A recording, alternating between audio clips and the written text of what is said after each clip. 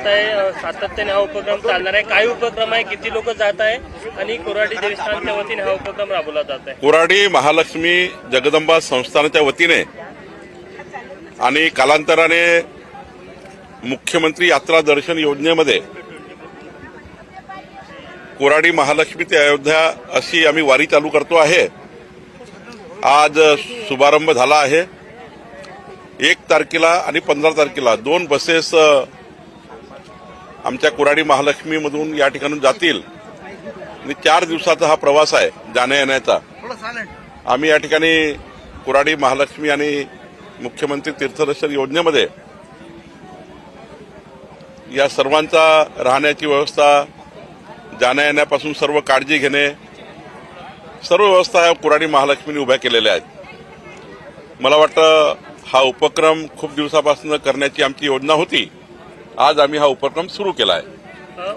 सातत्याने महिन्यामध्ये कसे काय राहणार? 1 तारखेला 55 महिलांचा एक आज ही ट्रिप निघाली आहे, ही वारी निघाली आहे आणि 15 तारखेला पुन्हा दुसरी वारी जाईल. म्हणजे दोनदा हा महिन्याचं 2 बसेस आणि 100 आमच्या लाडक्या बहिणी या वारीमध्ये अयोध्या दर्शन करणार आहेत. आणि हा उपक्रमाची खूप मागणी होती आमच्या लाडक्या बहिणींची. आपण त्यांनाही विचारू शकता की त्यांना किती आनंद आहे अयोध्येला जाण्याचा. भगवान प्रभू रामचंद्राचं दर्शन, साक्षात दर्शन घेण्याचा भक्तांचा त्या ठिकाणी आग्रह होता आणि म्हणून आम्ही ही योजना सुरू केली आहे. पंतप्रधानांची भेट झालेली आहे, शाबासकीची थाप मिळालेली काय? काल मी माननीय पंतप्रधान मोदीजी यांना विनंती केली होती. त्यांनी सदिच्छा भेट स्वीकारली आणि मी आई महालक्ष्मीचं काष्ठशिल्प त्यांना दिलं आणि माननीय मोदीजींना आई महालक्ष्मी जगदंबेचं दर्शनाकरताही मी त्यांना निमंत्रण दिलं आहे. त्यांनी निमंत्रण मान्यही केलं आहे. जेव्हा नागपुरात कधी प्रवासात येतील तेव्हा नक्कीच मोदीजी आई महालक्ष्मीच्या दर्शनाला येतील. सोबतच त्यांनी संघटनेच्या माध्यमातून सरकारच्या योजना, केंद्र सरकार राज्य सरकारच्या योजना संघटनेच्या माध्यमातून जनतेपर्यंत पोहोचवाव्या याकरताही मार्गदर्शन केलं. महाराष्ट्राचं सरकार पारदर्शी असावं असंही मार्गदर्शन केलं आणि या ठिकाणी आम्हाला सर्वांना आशीर्वाद दिले. माननीय देवेंद्रजी फडणवीस साहेबांच्या नेतृत्वातलं सरकार, आमचं सरकार, जनतेचं सरकार हे पुढच्या 5 वर्ष आम्ही जे आश्वासन जनतेला दिलं आहे ते पूर्ण करण्याकरता आम्ही काम करू. आणि माननीय मोदीजी आमच्या पाठीशी आहे. डबल इंजिन सरकार आहे. केंद्रातनं मोठं पाठबळ महाराष्ट्र सरकारला आहे. माननीय मोदीजी, माननीय देवेंद्रजी डबल इंजिन सरकार आहे. या सरकारच्या माध्यमातून आम्ही जनतेचा विकास करू, जनतेच्या मागण्या पूर्ण करू. भाऊ, तुम्ही असे बोलले होते की आमदारांनी सरकारवर विश्वास ठेवावा. फक्त आमदार धससाठी यांच्यासाठी ती सूचना होती की सर्वांसाठी ती सूचना आहे? नाही, मीडियामध्ये एखाद्या वेळी बोलण्यापूर्वी माननीय मुख्यमंत्री महोदयाशी पूर्ण कुठल्याही प्रकरणामध्ये काय कारवाई झाली आहे, सरकारने काय पुढाकार घेतला आहे, सरकार काय त्या ठिकाणी म्हणजे एखाद्या तपासाबद्दल करताय हे माननीय आमदारांनी जाणून घेतलं पाहिजे. तपासात काही जर अजून ऍडिशन करायचे असतील, जोडायचं असेल तर माननीय मुख्यमंत्री किंवा मंत्री महोदयाशी बोललं पाहिजे. पण मीडियाच्या माध्यमातून या ठिकाणी तपासामध्ये कुठे अडचणी येतील. शेवटी एखादा जेव्हा आपण मीडियामध्ये बोलतो तेव्हा तपास यंत्रणेलाही मोठं दडपण असतं की तपासाला डायव्हर्शन मिळतं, तपासामध्ये अनेक अडचणी तयार होतात आणि त्यामुळे मीडियामध्ये बोलण्यापूर्वी माननीय मुख्यमंत्री आणि सरकारशी बोलून घेतलं तर मला वाटतं यातून चांगले मार्ग निघू शकतात.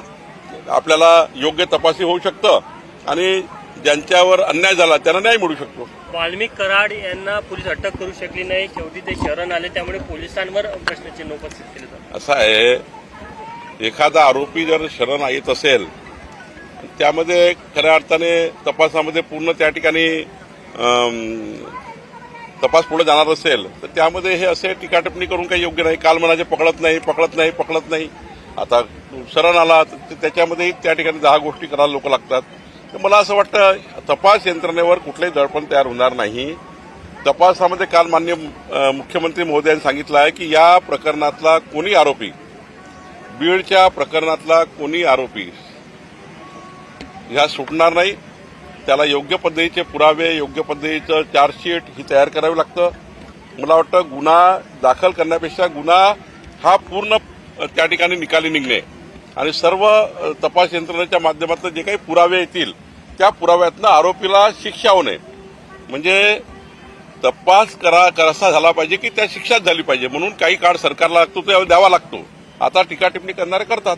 संतोष देशमुख यांच्या गावचे गावकरी जलसमाधी आंदोलन करत आहे. आरोपींना अटक करण्याची त्यांची मागणी आहे. मला वाटतं माननीय देवेंद्रजींनी या ठिकाणी इतकं स्पष्ट आणि योग्य पद्धतीने तपासाचं काम सुरू केलं आहे.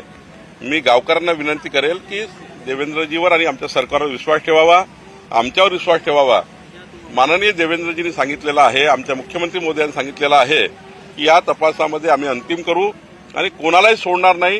गावकऱ्यांनी थोडी तपासामध्ये साथ द्यावी आणि तपास यंत्रणेला सुद्धा मदत करावी जेणेकरून कुठलाही पुरावा वगैरे सुटणार नाही याकरता मी गावकऱ्यांनाही आपल्या माध्यमातून विनंती करतो. अजून काही मंत्र्यांनी पदभार स्वीकारलेला नाहीये. आपण मुख्यमंत्र्यांनी सुद्धा असं म्हटलंय की लवकर स्वीकारावं. नाही, मला वाटतं की आता पदभार स्वीकारण्याकरता थोडे कमी जास्त दिवस लागतात.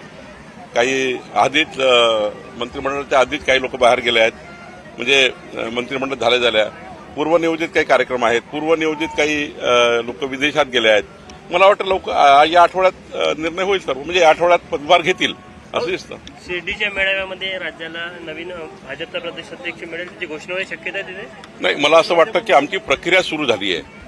आम्ही आता 1 तारीख ते 20 जानेवारीपर्यंत आजपासून राज्यामध्ये 1.5 कोटी सभासद नोंदणी करतो आहे.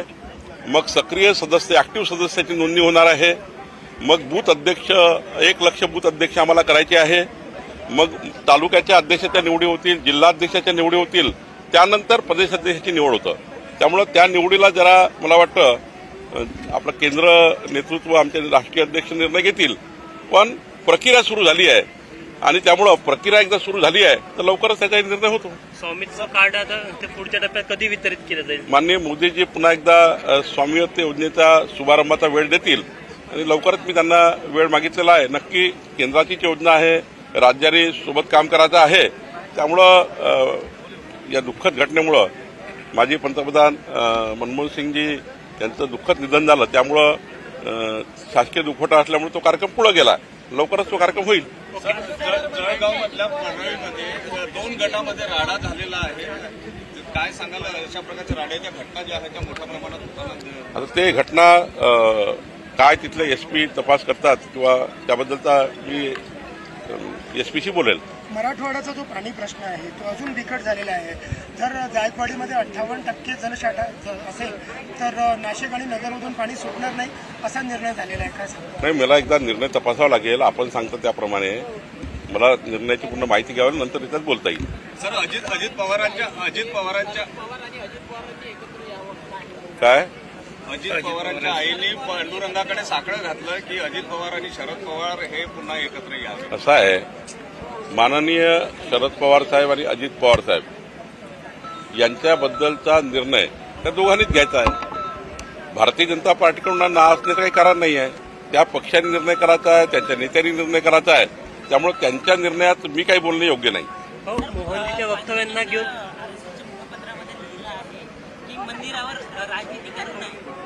कोणी